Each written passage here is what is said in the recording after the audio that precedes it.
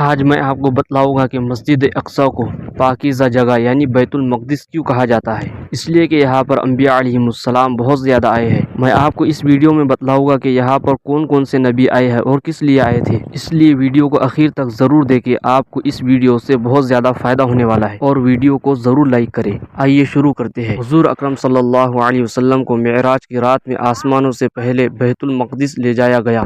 بیت المقدس آپ صلی اللہ علیہ وسلم کی پہلی منزل بنا، اور مکہ مکرمہ سے روانہ ہونے کے بعد آپ صلی اللہ علیہ وسلم یہاں ٹھہرے تھے۔ اور آپ کو یہ جان کر بھی حیرانی ہوگی کہ فلسطین اور شام میں لگ بھگ 5000 صحابہ کرام شہید ہوئے ہیں، جو بیت المقدس کو فتح کر کے اسے رومیوں کے ظلم سے آزاد کرانا چاہتے تھے۔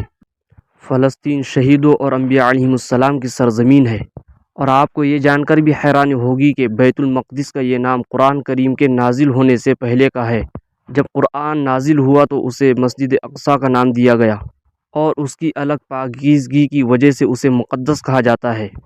اور آپ کو یہ بھی بتلا دوں کہ حضرت موسیٰ علیہ السلام نے اسی جگہ کو مقدس سرزمین کہا تھا، اور اپنی قوم سے مطالبہ کیا تھا کہ وہ اس مقدس سرزمین میں داخل ہو جائے، اور اسے مقدس اس لیے کہا جاتا تھا کہ وہ شرک سے پاک تھی۔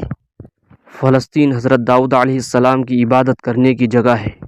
قیامت سے پہلے حضرت عیسیٰ علیہ السلام شام میں آسمان سے ایک سفید مینارے پر اترے گے، اور فلسطین میں باب لد کے قریب دجال کو قتل کرے گے۔ یہیں پر آپ صلی اللہ علیہ وسلم نے انبیاء علیہ السلام کو نماز پڑھائی تھی۔ حضرت عیسیٰ علیہ السلام کی والدہ حضرت مریم علیہ السلام کی جائے پیدائش یہی ہے۔ آپ کو یہ جان کر بھی حیرانی ہوگی کہ جب بنی اسرائیل نے حضرت عیسیٰ علیہ السلام کو قتل کرنا چاہا تو اللہ تعالیٰ نے انہیں یہی سے اپنی طرف اٹھایا تھا۔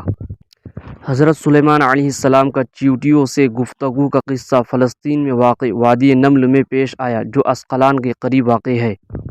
فلسطین کے اندر ہی حضرت زکریہ علیہ السلام کی عبادت گاہ موجود ہے۔ حضرت ابراہیم علیہ السلام نے فلسطین کے اندر ہی ہجرت کی تھی۔ فلسطین کے اندر ہی حضرت سلیمان علیہ السلام کا دارالحکومت تھا، اور یہی سے سلیمان علیہ السلام نے پوری دنیا پر حکومت کی۔ قرآن کریم میں طالوت اور جالوت کا واقعہ مذکور ہے، جو کہ فلسطین میں پیش آیا تھا۔ فلسطین اتنی مقدس جگہ ہے کہ بہت سارے نبی یہی پر رہا کرتے تھے۔